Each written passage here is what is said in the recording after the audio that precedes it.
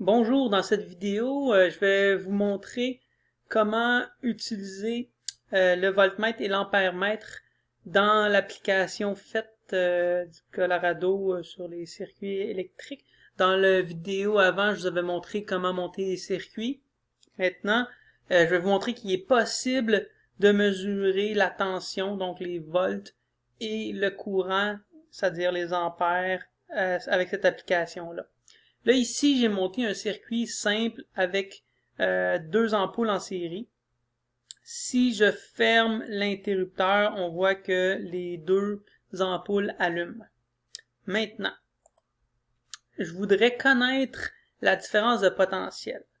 On a vu dans le livre que pour un circuit en série, le potentiel se divise dans chaque composant. C'est-à-dire que si j'additionne le potentiel de la première ampoule à la deuxième, je devrais avoir le potentiel total du circuit. Donc ici, j'ai un voltmètre.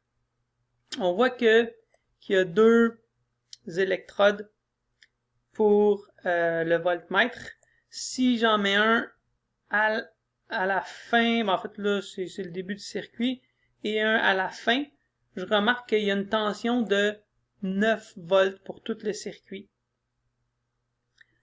Si je veux mesurer la tension seulement dans cette ampoule-ci, donc je place mon rouge et mon noir de part et d'autre de l'ampoule. Là, je les branche.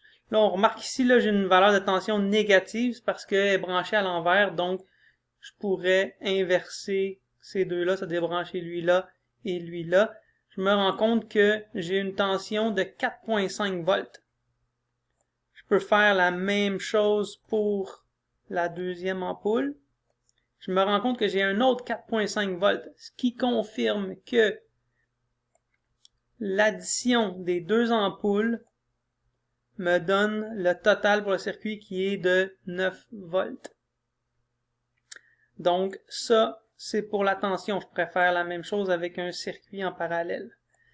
Maintenant, donc on se rappelle que si on le faisait vraiment, en réalité, le voltmètre, lui, est branché comment? Il est branché en parallèle avec le circuit.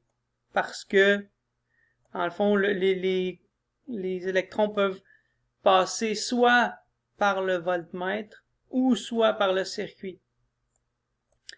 Par contre, pour l'ampèremètre, que j'ai ici un ampèremètre, lui, il doit être en série. Là, dans l'application, ils ont vraiment simplifié la chose, c'est-à-dire que ici, j'ai juste mon électrode ici que je place directement dans le courant qui me dit que j'ai 0.45 ampères. Je le placerai n'importe où, j'aurai toujours 0.45 ampères, comme on voit.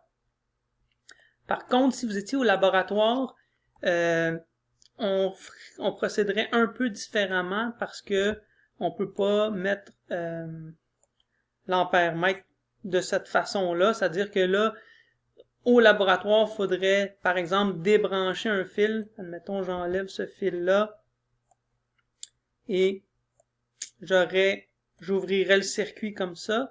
Puis, supposons que ici, le voltmètre, ça soit l'ampèremètre, mais là, je brancherais physiquement une borne de l'ampèremètre là et une autre borne ici. Comme ça, je vois que je serais vraiment en série.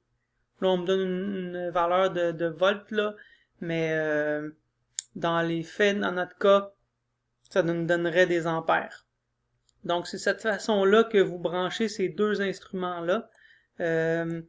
En fait, là, ça va vous permettre de faire le laboratoire numéro 4 sur la loi de Kirchhoff si vous êtes rendu là, ou ça pourrait même vous permettre de faire les pré-tests si vous êtes rendu à ce point-là. Donc, bon travail!